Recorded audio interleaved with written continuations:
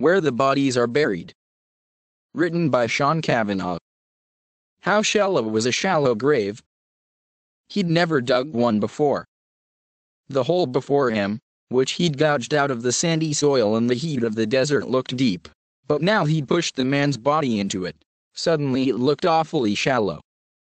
Could animals or other things get down to the body?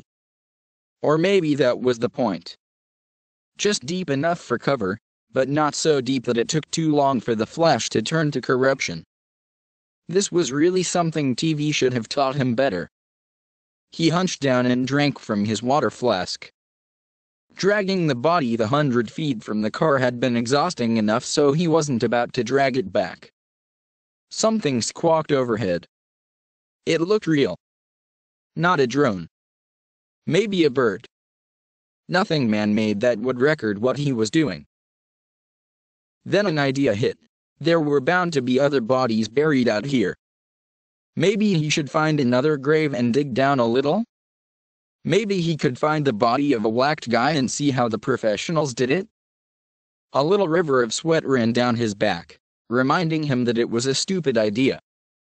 He took the map, which had instructed him where to bury the body, from his satchel and tucked it into the dead body's pocket.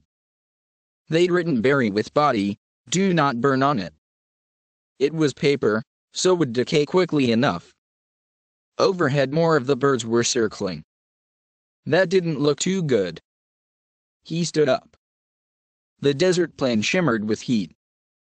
It looked alien enough already, but through the lens of hot air, the rock formations and scrub seemed even more curious and distant. This wasn't a place for him. "Sorry, buddy," he said to the body and shoveled the first pan of dirt over it. It took 40 minutes and plenty of foot stamping, but finally the grave was filled.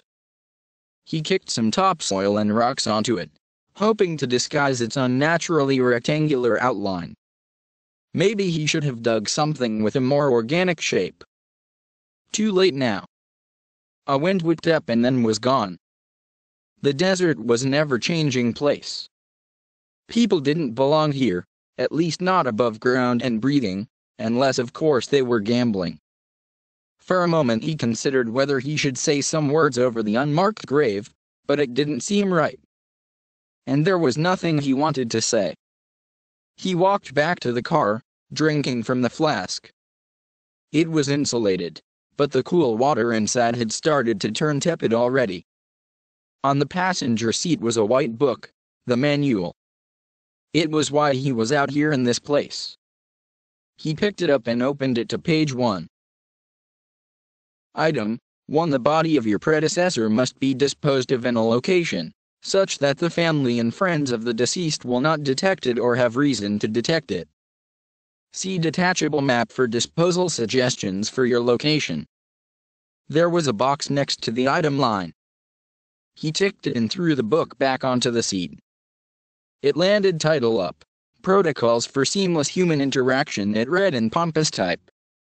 Below it, sarcastically, was scribbled, How to be a good clone. The handwriting belonged to the man in the ditch. The handwriting belonged to him now.